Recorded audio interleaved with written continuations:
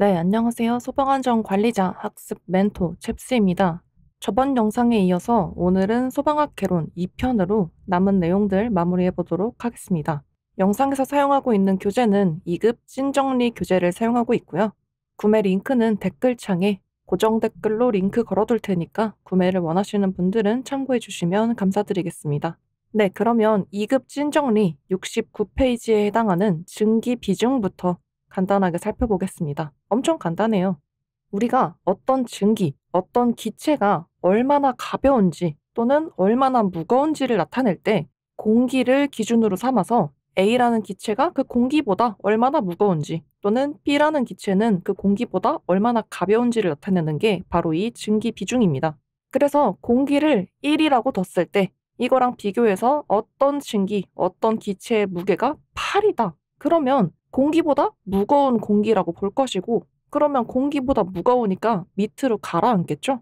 반대로 어떤 증기, 어떤 가스는 증기 비중이 0.5래요. 그러면 얘는 공기인 1보다도 가벼우니까 공기 중에 누출되면 공기보다 가벼워서 위로 둥둥 뜨겠죠? 이런 식으로 공기를 1이라는 기준점으로 뒀을 때 그거랑 비교해서 무거운지 또는 가벼운지 그런 걸 비교하는 게 증기 비중이다. 뭐 너무 간단하죠? 이렇게 증기 비중 보고 넘어가서요.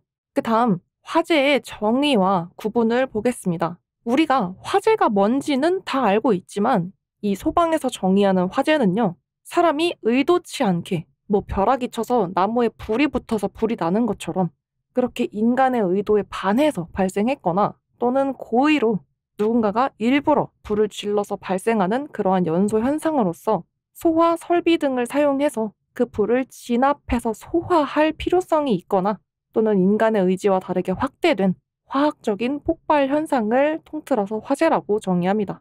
그래서 이제 중요한 게 이러한 화재의 종류와 또 진압하는 방식이 나와 있는데 이 소방학개론의 가장 기본이 되는 큼직한 골격 중에 하나인 굉장히 중요한 부분입니다. 자, 그래서 이게 어떤 것에서 화재가 비롯되느냐에 따라서 화재의 종류를 크게 5가지로 나눌 수 있거든요. 그래서 지금 보시면 A, B, C, D, K급으로 화재의 종류를 나누는데요. 가장 먼저 A급 일반 화재부터 보겠습니다. 말 그대로 가장 일반적인 화재의 형태이기도 하고 우리 주변에서 일상에서 가장 많이 존재하는 것들이 가연물이 돼서 발생하는 화재라서 일반 화재라고 부르고 알파벳 순서도 가장 첫 번째 순서인 A를 붙여서 A급 화재라고 부릅니다. 그래서 뭐 옷, 종이, 고무, 솜 이런 것부터 나무, 가구 같은 것들 있죠. 이런 우리 주변에서 널리고 널린 이런 일상적인 것들에서 화재가 발생하는 경우를 말하기 때문에 화재 발생 건수도 월등히 높아서 보통 화재라고도 부릅니다. 그러면 이런 일반 화재, A급 화재의 가장 큰 특징이 뭐냐면 가구나 종이 이런 게 타고 나면 반드시 잿더미가 남죠. 이렇게 연소 후에 재가 남는 게 가장 큰 특징이고요. 얘네들을 불을 끄려면 다량의 물이나 수용액, 이것도 물 숫자를 쓰는 거니까 결국은 얘도 물 같은 이런 소화약제를 냅다 뿌려서 냉각 소화하는 게 가장 효율적입니다. 보통 우리가 불 끄는 장면 생각해보면 살수차나 소방차로 물을 쫙 뿌리는 장면이 가장 일반적이죠. 그래서 A급 일반 화재는 물을 뿌려서 냉각 소화하는데 타고 나면 재를 남기는 것이 특징이다. 이렇게 보시면 되겠고요. 그 다음 B급은 유류 화재입니다. 쉽게 말해서 석유 같은 기름 생각하시면 좋은데 뭐 휘발유나 신나, 시너 같은 거 이런 것들에서 불이 붙는 게 유류 화재예요.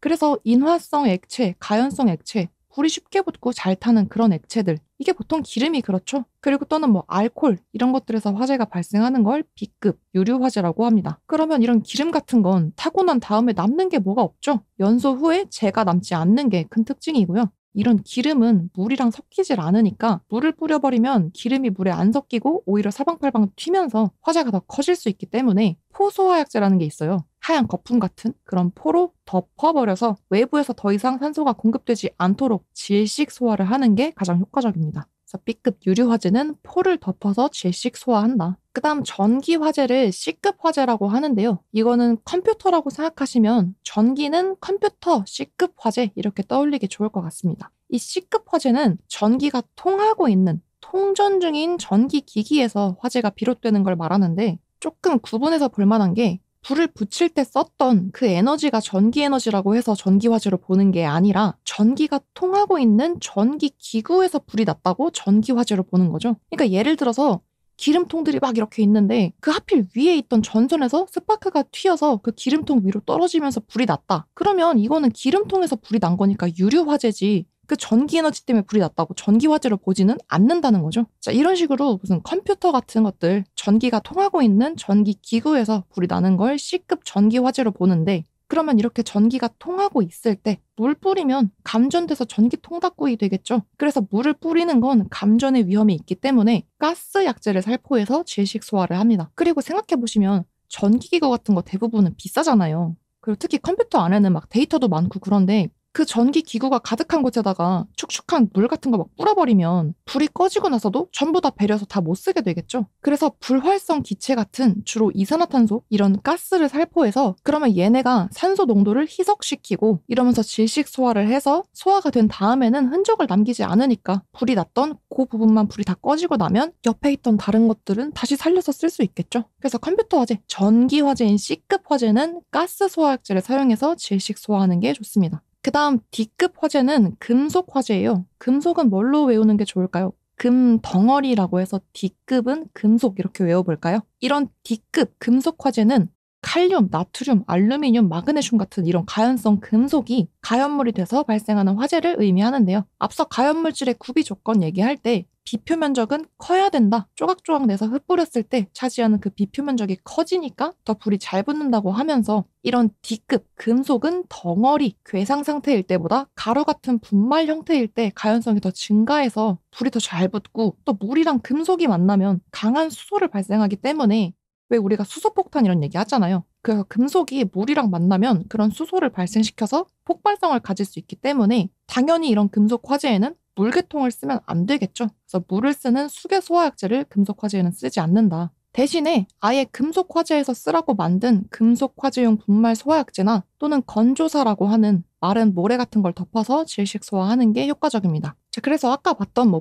거품 같은 걸 덮던지 또는 이런 모래 같은 걸 덮던지 어쨌든 불난 곳에다가 뭘 덮어 씌워서 산소가 안 닿게 하는 걸 질식 소화라고 본다는 거 같이 체크하시면 좋을 것 같고요. 마지막 K급 화재는 키친, 주방 화재를 K급이라고 하는데요. 이거는 주방이라는 장소에서 불이 났다기보다는 주로 주방에서 많이 사용하는 식용유나 동식물성 기름을 다루는 조리기구 뭐 이런 데서 불이 나는 걸 K급 주방 화재라고 합니다. 그래서 얘는 연소물의 표면, 불이 나고 있는 그 물질의 표면을 차단하는 비노화 작용이랑 식용유의 온도를 발화점 이하로 떨어뜨리는 냉각 소화가 동시에 이루어져야 한다. 그러니까 왜 우리가 치킨 먹고 손에 기름이 막 묻었을 때 비누칠을 해가지고 씻으면 뽀독뽀독하게 잘 씻겨지는 것처럼 이 식용유 같은 주방 기름이 달라붙은 게 좀 잘 씻겨지도록 비누화 작용도 해야 하고 그런 동시에 얘가 계속 뜨거운 상태면 계속 불이 붙을 수 있으니까 스스로 불이 붙을 수 있는 이 발화점 밑으로 냉각시키는 걸 같이 해서 더 이상 불이 붙지 않도록 하는 이 두 가지를 같이 병행해야 한다. 이렇게 봐주시면 좋을 것 같습니다. 자, 그래서 만약에 ABC급 화재 이러면 일반 화재, 유류 화재, 전기 화재를 묶어서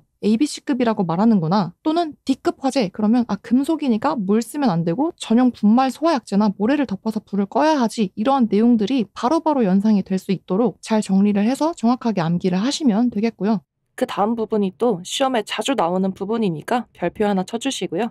먼저 우리가 저번 시간에 연소를 일으키는 요소들을 봤었죠. 연소를 꽉 잡고 있던 3대장, 가연성 물질, 산소, 점화 에너지가 있었고 그 혼란한 틈에서 불안정하고 과도기적인 물질로 나뉘어서 활성화된 라디칼이 주변 애들을 막 때리고 다니면서 자기 군단을 만들었던 연쇄 반응이라고 하는 신흥 강자까지 합쳐서 연소의 4요소라고 했었잖아요. 그래서 지금부터 볼 건 뭐냐면 이 4요소, 자꾸 불을 내려는 이 각각의 4요소 행님들을 전담 마크해서 불을 꺼트릴 수 있는 소화 방법들이 뭐가 있는지 보는 거예요.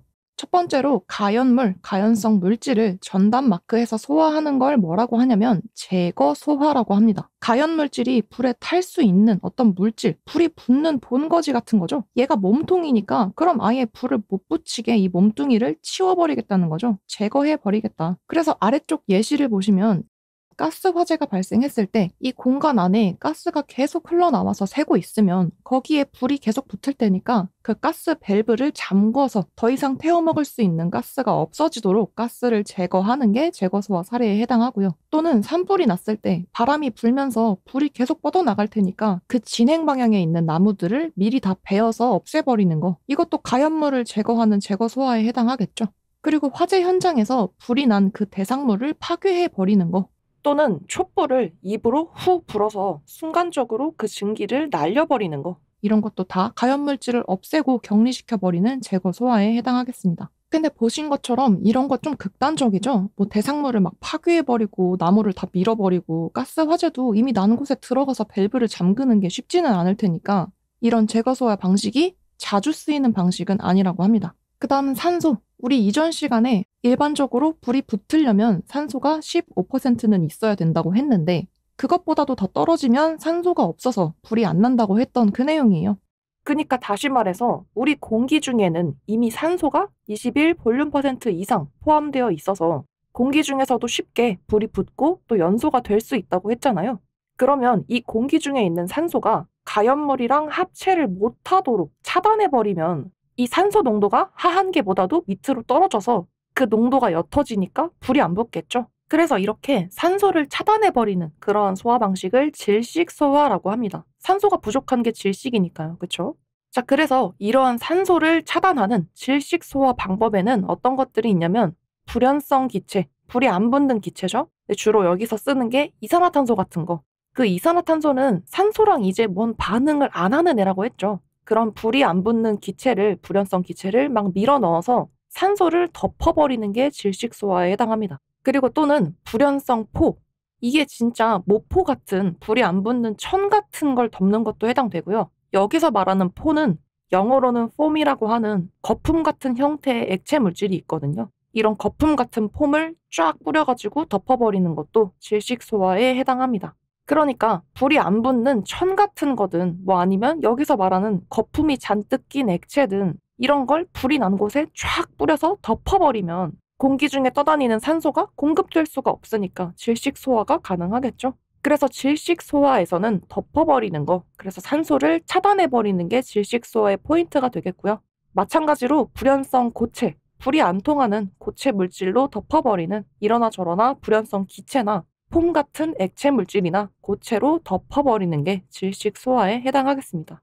그 다음 세 번째, 점화 에너지에 작용하는 소화 방식이 냉각소화인데요. 냉각이라는 말에서 바로 연상이 되시겠지만 차갑게 식혀버리는 게 냉각소화겠죠. 그래서 우리가 점화 에너지, 점화원이라고 부르는 애는 가연물이랑 산소가 먼저 만나서 우리는 불 붙을 준비 됐어 이러고 있을 때 뚜둥 하고 나타나서 힘을 얹어주는 애라고 했잖아요. 그러니까 사실상 이 점화 에너지라는 건 처음에 불을 붙일 때 쓰는 애니까 엄밀히 따지면 이 냉각소화는 그렇게 불이 붙은 다음에 계속 거기서 발생하고 있는 열 에너지를 빼앗아서 식혀버리는 게 냉각소화라고 볼 수 있겠습니다. 그러면 그 열 에너지를 누가 뺏을까요? 가장 대표적인 게 바로 물입니다. 이게 우리가 알고 있는 가장 흔한 소화 방식이기도 하죠. 가장 일반적인 소화 방법으로 주수소화라고도 합니다. 그래서 이렇게 물을 뿌리는 주수소화는 냉각, 그 뜨거워져 있는 열을 차갑게 식혀서 소화하는 냉각소화에 해당하고요. 그리고 이산화탄소 소화약제에 의한 냉각소화도 있대요. 이 이산화탄소도 나중에 설비에서 한 번 더 보겠지만 이게 굉장히 고압이고 심지어는 잘못 쓰면 동상에 걸릴 수 있을 정도로 굉장히 차갑거든요. 그래서 이산화탄소 약제를 뿌리면 이러한 냉각소화 효과도 얻을 수 있고 우리가 조금 전에 질식소화에서도 이러한 불연성 기체로 덮는 방식에서도 이산화탄소를 언급했었죠. 그러니까 이산화탄소 약제로는 산소를 덮어버리면 질식소화 효과도 얻을 수 있고 아니면 막 고압으로 쏴서 그 열 에너지를 차갑게 식혀버리는 냉각소화 효과도 얻을 수 있는데 이게 산소에 작용하는지 또는 열 에너지, 활성화 에너지에 작용하는지 그 방식의 차이는 있지만 이산화탄소라는 소화 약제는 이렇게 냉각 효과도 낼 수 있고 질식 효과도 낼 수 있다는 거. 자, 이렇게 연소의 3대장을 각각 전담 마크하는 소화 방법을 알아봤는데요. 첫 번째, 가연물, 태워먹을 걸 아예 없애버리는 제거 소화가 있었고 또는 불연성인 무언가 뭐 액체든 고체든 그런 걸로 덮어버려서 산소를 차단하는 질식 소화. 그리고 세 번째, 불 붙일 때 썼던 그러한 점화 에너지, 열 에너지를 빼앗아서 그 열을 빼앗아서 식혀버리는 냉각소화, 이렇게 세 가지를 봤고요. 그럼 이제 네 번째 요소인 연쇄 반응에 작용하는 소화 방법이 또 있겠죠? 근데 이거는 우리 저번 영상에서 이미 얘기했어요. 너무 쉽겠죠? 이 연쇄 반응은 허세가 있어서 퍼포먼스를 크게 하는 화염 연소를 주도한다고 했어요. 그래서 그 연쇄 반응을 일으키는 원흉이었던 싸움꾼 라디칼을 흡착해서 없애버리는 억제 소화가 이 연쇄 반응의 효과적인 방법이고, 대신 반대로 이 연쇄 반응은 참여하지 않는 3요소 노장들로만 이루어진 무염연소, 화염을 내지 않는 무염연소 또는 표면연소, 자결연소에서는 이 억제 소화가 효과가 없다는 것까지 봤던 내용이죠. 그래서 이런 연쇄 반응만 뚝까 패는 억제 소화에 쓰이는 소화약제가 뭐냐면 할론 또는 할로겐 화합물 소화약제인데요. 얘네를 묶어서 할온류라고 부르고요. 할온류 외에도 분말 소화약제도 이러한 억제 소화에 쓰이는 약제입니다.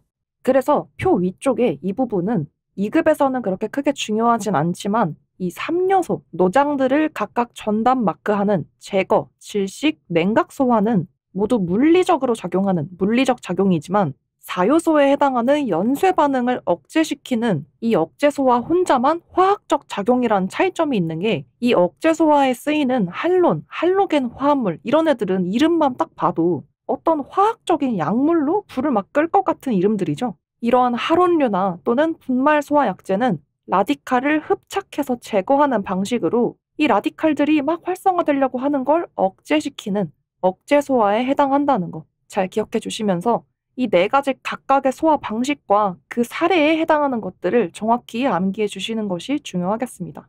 그래서 뭐 예를 들어서 문제로는 전기 자동차 요즘에 많이 쓰죠. 이러한 전기 자동차에 불이 붙었는데 거기에 불연성 포를 덮어서 소화했다. 그러면 이 사례는 어떤 소화 방식을 사용한 거죠? 불연성 포를 덮어서 산소를 차단한 거니까 질식 소화 방식을 사용한 소화 방식이 되는구나, 이렇게 골라내 주실 수 있겠습니다. 그리고 넘어가면 이제 이러한 소화할 때 쓰는 소화 약제들의 종류별로 어떤 소화 효과를 내는지 볼 텐데요. 첫 번째 물 뿌리는 주스 소화는 아까 어디서 봤었죠? 냉각 소화 얘기할 때 물대포 쏘는 거 얘기했었죠?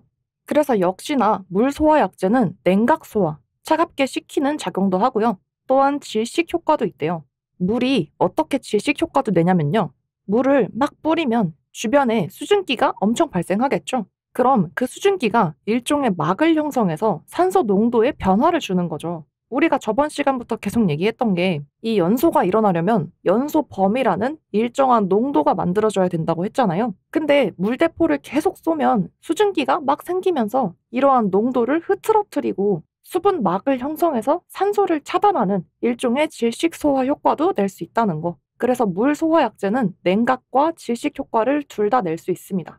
그다음 포 소화 약제도 마찬가지예요. 이게 거품이 잔뜩 낀 액체 같은 걸 뿌리는 거라고 했죠. 그래서 얘는 주로 질식 효과를 낸다고 했어요. 그러면 생각해보면 이 거품, 포가 뽀글뽀글 막을 형성해서 질식 효과를 내가지고 산소를 차단해서 불이 더 이상 안 커지게 막으면 점점 그 불길이 사그라들면서 온도도 점점 떨어지겠죠?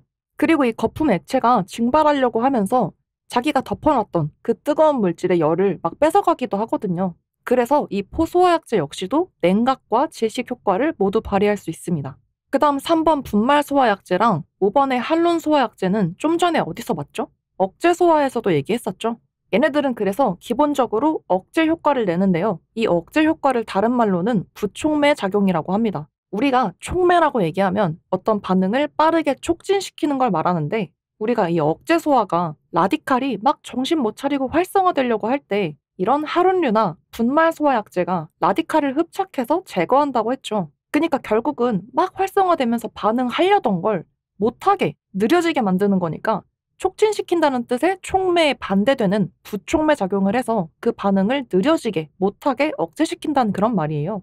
그래서 이러한 할온류나 분말 소화약제는 억제, 부촉매 작용을 기본적으로 하고요. 그리고 둘 다 질식 효과를 내는 게 결국은 이런 소화약제를 쫙 뿌리면 결국은 그 공간 안에 있는 산소 농도가 변하기 때문에 이 연소 범위의 농도가 달라지면서 불이 꺼지는 이러한 질식 효과는 다 낼 수 있겠죠. 그래서 지금 보시면 이 5가지의 모든 소화약제가 이 질식 작용은 다 공통적으로 할 수 있죠. 이렇게 산소 농도, 연소 범위의 농도를 변화시켜서 질식 소화 효과를 낼 수도 있다는 거 참고해 주시고, 여기서 한론소화약제는 차갑게 식혀버리는 냉각 효과도 낼 수 있는데 다만 분말소화약제는 이러한 냉각 효과는 없다는 거. 이 두 가지의 차이점 한번 체크해 주시고요. 마지막 4번의 이산화탄소 소화약제는 아까도 얘기했었죠. 역시나 질식 효과도 내면서 또 이산화탄소 자체가 엄청 차가워서 동상의 위험까지 있는 그런 고압의 가스이기 때문에 냉각 효과도 기대할 수 있다는 거. 이렇게 소화약제의 종류별 특징은 각각의 물질의 성격을 알면 모두 간단한 내용이기 때문에 잘 정리해 주시면 되겠고요. 넘어가서 연소 생성물 및 연기 내용을 보겠습니다. 연소 생성물, 불이 나면서 발생되는 여러 가지 유독가스라던가 연기라던가 이런 것들이 있겠죠. 그래서 먼저 그 중에서도 일부인 일산화탄소와 이산화탄소를 비교해 볼 텐데요. 우선 CO라고 표기하는 일산화탄소는 무색, 무미, 무취의 가스로 일산화탄소 자체가 사람을 질식하게 만들 수 있는 아주 위험한 생성물입니다. 그러니까 건물에 불이 나서 일산화탄소가 주변에 막 퍼지면 얘가 색도 없고 맛도 없고 향도 없으니까 내가 일산화탄소에 노출되고 있는지 알기도 어려운데 특히나 일산화탄소가 굉장히 악질적인 게 포스겐이라고 하는 유독성 가스를 만들어내기도 하고요. 얘가 또 체내에 들어가면 헤모글로빈에 올라타가지고 산소의 운반 기능을 떨어뜨려요. 그러면 사람이 질식하게 됩니다. 그래서 일산화탄소는 포스겐을 만들고 질식하게 만들 수 있는 위험한 생성물이고요. 이거랑 비교해서 CO2라고 하는 이산화탄소는요. 얘도 무색 무미의 기체지만 사실 이산화탄소 자체는 우리가 이미 숨 쉴 때부터 이산화탄소를 배출시키니까 이 자체가 막 독성이 강하고 그런 건 아니에요. 그래서 이산화탄소 자체는 독성이 거의 없지만 우리가 주변에 퍼져있던 이산화탄소를 한 번에 많이 먹어버리면 산소가 부족해지니까 숨을 막 가쁘게 쉬게 되고 그러면서 주변에 퍼져있던 먼지라던가 유해가스 같은 걸 같이 자꾸 막 들이마시게 돼서 그것 때문에 위험해질 수 있는 게 이 이산화탄소의 위험성이라고 볼 수 있겠습니다. 그래서 일산화탄소는 그 자체가 포스겐도 만들어내고 산소 운반 기능을 떨어뜨려서 질식할 수 있는데 이산화탄소는 그 자체가 위험하다기보다는 숨을 막 가쁘게 몰아쉬게 만들어서 다른 안 좋은 걸 더 들이먹게 하니까 그래서 위험해질 수 있다는 거. 이 차이점을 참고해 주시면 좋겠고요. 자, 그리고 더 중요한 게 아래쪽에 있는 연기와 연기의 유동, 연기가 흐르는 속도 이런 부분이 시험에도 잘 나오니까 별표 하나 쳐주세요. 연기는 우리 모두 다 알고 있는 거죠. 근데 그 연기의 정의를 소방에서는 어떻게 설명하고 있냐면 실내 가연물이 열분해하면서 다시 말해서 건물 안에 있는 뭔가 탈만한 고체들이 열을 받으면 막 열분해하죠. 분해되면서 가연성 증기를 뿜뿜 뿜어낸다고 했죠.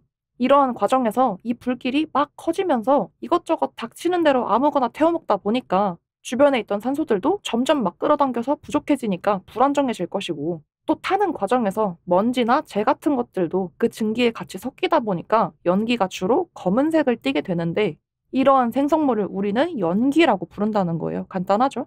그 다음 화재가 나면 연기가 발생하는데 이 연기가 왜 위험한지 어떤 악영향을 끼치는지 같이 보겠습니다. 먼저 너무 당연하게도 시야를 가려서 앞이 잘 안 보이도록 시야를 감퇴시킨다. 그쵸? 그러면 피난하거나 불을 끄려고 할 때도 방해가 되겠죠. 그래서 시야를 감퇴시켜서 피난 및 소화 활동을 방해한다. 그리고 연기 때문에 숨 막히고 막 앞도 안 보이고 이러면 사람이 패닉 상태, 막 공황에 빠지겠죠. 그래서 이러한 2차 재해로 이어질 우려가 있다는 거. 그 다음에 연기 자체만으로 포스겐이나 일산화탄소 같은 유독물질을 발생시켜서 직접적으로 생명에 지장을 줄 수도 있고요. 마지막 4번째에 써있는 것처럼 방염 처리된 물질로 이루어진 건물은 연소를 억제해주기도 하지만 연기 입자나 유독가스를 발생시키는 단점이 있을 수 있다고 합니다. 그래서 이 연기가 끼치는 악영향 4가지도 같이 살펴봤고요. 이 연기가 이동하는 방향에 따라서 확산되는 속도가 각기 다른데 이것도 아주 중요합니다. 연기가 수평 방향, 그러니까 복도 같은 곳에 깔려서 가로로 움직일 때는 초당 0.5에서 1m를 이동할 수 있대요. 이거를 0.5에서 1m/s라고 표기를 합니다. 그 다음에 위로 상승하는 수직 방향으로 이동할 때는 좀 더 빨라집니다. 초당 2에서 3m, 그러니까 2에서 3m/s로 확산되고요. 그 다음 제일 빠르게 이동하는 곳은 계단실 내 수직 이동, 그러니까 계단실처럼 좁고 긴 통로 같은 장소에서 위로 상승할 때는 엄청 빠르게 이동해서 초당 3에서 5m를 이동하고 3에서 5m/s의 속도로 확산된다. 이렇게 표기를 한다는 거. 그래서 이거는 문제로 내기가 정말 좋겠죠. 헷갈리게 내기 좋은 단위들이 나오니까. 그래서 단위가 초당 세크 단위라는 것과 각 장소별 확산 속도를 정확히 암기해 두시는 게 중요하겠습니다. 그 다음에는 열이 전달되는 방식을 보겠습니다. 화염이 확산되려면 이러한 열이 전달되어야 화염이 확산될 텐데요. 그러니까 열이 전달된다는 건 상대적으로 뜨거운 부분이 있고 상대적으로 차가운 부분이 있어서 이 두 개가 온도 차이가 있을 때 한쪽으로 옮겨가는 게 열 전달이라고 할 수 있겠죠. 이렇게 온도의 차이가 생겼을 때 보통은 온도가 높은 곳, 뜨거운 곳에서 낮은 곳, 차가운 쪽으로, 다른 말로는 에너지가 높은 곳에서 낮은 쪽으로 전달되는 식인데, 이렇게 열이 흘러가는 걸 열 전달이라고 하고요. 이러한 열 전달 방식은 크게 전도, 대류, 복사 이렇게 세 가지가 있습니다. 첫 번째, 전도 볼 텐데요. 얘 구면이죠. 가연성 물질의 구비 조건 할 때 열 전도도가 작아야 불붙기 쉽다고 했었죠. 이 전도라는 건 두 가지 물체가 접해 있을 때 뜨거운 쪽에서 차가운 쪽으로 열이 이동해서 흐르는 걸 전도라고 했었죠. 그래서 일례로 뜨거운 미역국에 담궈둔 쇠숟가락의 손잡이 부분이 따뜻하게 데워지는 거라던가, 또는 쇠 막대기 같은 거 한쪽을 라이터로 지지고 있으면 반대쪽까지 열이 전달되는 거, 또는 손난로를 쥐고 있으면 손이 뜨뜻해지는데, 이러한 현상들을 열전도 방식이라고 볼 수 있겠는데요. 그러니까 전도의 특징은 손난로를 쥐고 있었던 것처럼 한 물체가 다른 물체랑 직접 접촉해서 열이 전달된다는 점이 가장 큰 특징입니다. 화재 상황에서도 화염 자체랑은 거리가 좀 있었지만 접촉해 있던, 인접해 있던 다른 가연물에 불이 옮겨 붙는 게 이런 전도에 의한 현상인데요. 다만 이런 열전도에 의해서 화염이 확산되는 경우는 흔치 않다고 합니다. 그래서 참고로 이러한 열전도도, 열이 인접한 다른 곳으로 흘러가는 이런 성질이 작아야 자체적으로 열을 계속 축적하고 있어서 가연성 물질이 되기에 좋다, 이런 얘기 했었고요. 그 다음 대류라는 건 많이 들어보셨을 거예요. 뜨거운 공기는 위로, 차가운 공기는 아래로, 이렇게 기체나 액체 같은 유체의 흐름에 의해서 열이 전달되는 걸 대류라고 하는데요. 일례로 방 안에서 난로를 틀면 이 난로 가까이에 있던 공기는 난로에서 나오는 열을 직접 받는 열 전도가 일어나서 점점 뜨거워지니까 얘는 위로 올라가고, 난로에서 좀 먼 곳에 있었던 공기는 상대적으로 차가우니까 아래로 내려가려고 하는 거예요. 그러면 처음에 뜨거웠던 공기는 위로 이동하면서 난로에서 점점 멀어지니까 나중에는 차가워질 것이고, 처음에는 차가웠던 공기는 아래로 흘러가면서 난로랑 가까워지니까 뜨겁게 데워지면서 이게 계속 반복이 되겠죠? 그러면서 얘네가 뱅글뱅글 도는 이러한 대류가 일어남으로써 방 안 전체가 따뜻해지는 이러한 열의 순환에 의한 전달 방식을 대류라고 볼 수 있겠습니다. 그 다음 얘네들 중에서는 비중이 가장 큰 게 이 복사인데요. 복사는 열 에너지가 어떤 와이파이 같이 파장 형태로 방사되면서 전달되는 방식을 말하는데요. 가장 큰 특징은 파장 형식으로 방사를 하는 거니까 화염이랑 직접적인 접촉 없이 연소가 확산된다는 점이 복사열의 가장 큰 특징입니다. 그래서 보통 화재 현장에서 인접한 건물을 연소시키는 주 원인이 이 복사열 때문이라고 하는데, 이거는 에너지의 파장이니까 이 파장을 방해하는 차단물이 중간에 껴서 가로막고 있으면 이런 복사열이 전달되지 않겠죠. 그래서 나중에 피난기구 같은 거 볼 때 다시 얘기하겠지만, 어떤 은박지 같은 옷이 있어요. 방열복이라고 하는 그 옷을 입는 이유가 이 복사열을 다 반사시켜서, 이 파장을 반사시켜서 화재 현장에서 좀 더 수월하게 일할 수 있도록 갖춰 입는 그런 옷을 방열복이라고 하거든요. 그러니까 이 복사열은 이런 식으로 화염과 직접적인 접촉 없이 파장의 형태로 방사가 되는 거기 때문에 그 파장을 차단하면 복사가 이루어지지 않겠고요. 또 보통 화재 현장에서는 바람이 불어오는 풍상 쪽이 바람으로부터 보호를 받는 풍하 쪽보다 복사열의 전달이 더 잘 이루어진다. 그래서 화염과 직접 접촉 없이 열이 파장 형태로 전달되는 방식이 뭐냐고 물으면 복사라고 고를 수 있겠죠? 이러한 특징들 정리하고 넘어가겠습니다. 다음 페이지 화재의 양상은 실내 화재에서 어떠한 진행 양상을 보이는지 다루고 있는데요. 불이 나서 활활 타오르다가 불길이 다시 사그라질 때까지의 과정을 크게 4단계인 초기, 성장기, 최성기, 감쇄기로 나누고 있습니다. 그래서 보통은 화원, 어떤 불이 시작된 그 근원이 되는 어떤 가연물의 일부분에서 조그맣게 연기가 막 피어오르다가 이제 그 열이 주변에 있는 것들까지 퍼지면서 연쇄 반응을 막 일으키겠죠? 그렇게 불길이 점점 커지면서 벽이나 칸막이 또는 커튼같이 수직 형태로 세워져 있는 다른 가연물들을 타고 천장 쪽으로 번져 올라갑니다. 그러면서 이 방 안에 막 가연성 증기가 잔뜩 쌓이다가 그 켜켜이 쌓여있던 증기에도 불이 확 옮겨 붙으면서 아주 막 폭발적으로 불이 번지고 급기야는 옆방으로 또는 건물 전체로 그리고 더 커지면 인접한 옆 건물로까지 불이 점점 확대되는 그러한 양상을 보일 수 있겠죠.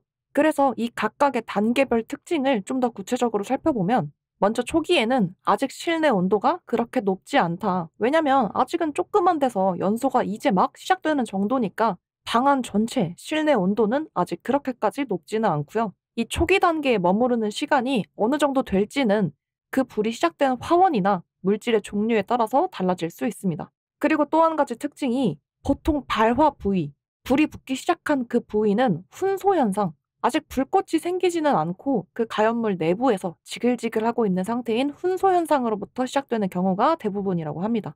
이게 초기 단계의 특징이고요. 이러다 불꽃이 막 일어가지고 조금씩 그 불길이 성장하기 시작하는 단계가 성장기겠죠. 이러한 성장기에 이르면 이때는 이제 내장재 같은 곳에 불이 옮겨 붙으면서 실내 온도가 급격히 높아지기 시작합니다. 그러면서 아까 말한 것처럼 이것저것 막 태우기 시작하면서 가연성 증기가 뿜뿜 나와서 그 증기들이 천장 부근까지 막 켜켜이 쌓여 있는데 어떤 불길이 그 증기에까지 확 옮겨 붙으면서 밑줄, 일순간 실내 전체가 폭발적으로 화염에 휩싸이는 플래시오버 상태가 될 수 있는 게 이 성장기의 가장 큰 특징입니다. 성장기의 플래시오버. 자, 그러면 이제 이 공간 내부가 전부 다 불길에 휩싸여 있는 화염이 가장 충만하고 연소가 최고조 상태인 최성기 단계가 되겠죠. 근데 그 건물이 나무로 된 목조 건물인지 또는 불에 좀 강하게 만들어진 내화 구조의 건물인지에 따라서 이 최성기, 불길이 가장 크게 치솟는 단계가 되기까지 각각 소요되는 시간과 온도의 차이가 있는데요. 먼저 목조 건물일 때는 건물 자체가 나무로 되어 있다 보니까 얼마나 타기 쉽겠어요. 그래서 이 최성기가 되기까지 10미닛, 10분이면 충분하다. 그리고 이 최성기 때 온도도요. 1100도에서 1350도 가량까지 엄청 높게 치솟습니다. 왜냐면 건물 자체를 집어삼키고 있으니까 온도가 엄청 높겠죠. 반면에 아예 지을 때부터 불길에 좀 버틸 수 있는 내화 구조로 된 건물의 경우에는 목조 건물보다 두세 배가량 더 오래 버틸 수 있어서 최성기에 도달하기까지 대략 2~30분 정도 소요가 되고요. 실내 온도도 약 800도에서 1050도 정도로 목조 건물보다는 비교적 낮은 온도를 유지하게 됩니다. 그래서 아래쪽 그래프 보시면 목조 건물은 10미닛, 10분 만에 짧게 고온으로 훅 치고 떨어지니까 고온 단기형 그래프로 나타내고요. 그에 비해 내화 구조의 건물은 목조보다는 낮은 온도로 최성기까지 오래 버티기 때문에 저온 장기형 그래프로 나타낼 수 있습니다. 그래서 목조는 고온 단기, 내화 구조는 저온 장기 이 점도 기억해 주시고요. 마지막으로 이 불길이 모두 사그라들면 이제는 불이 약해지는 감쇄기에 이르겠죠. 그래서 최성기 때 절정으로 타면서 이제 웬만한 건 다 태워버렸기 때문에 마지막 감쇄기에 이르면 화세, 불길의 세기도 점점 감쇄하고 온도도 떨어지기 시작한다는 거. 이렇게 화재의 성상 4단계의 특징을 살펴봤고 몇 가지 더 체크해 보자면 일순간 실내 전체가 화염에 휩싸이는 현상을 뭐라고 한다고요? 플래시오버, 플레임오버, 롤오버 다 아니고 플래시오버였고 이러한 플래시오버는 어느 단계에서 나타나는 특징이었죠? 성장기 단계에서 나타나서 플래시오버 이후로 최성기로 이어졌다는 거.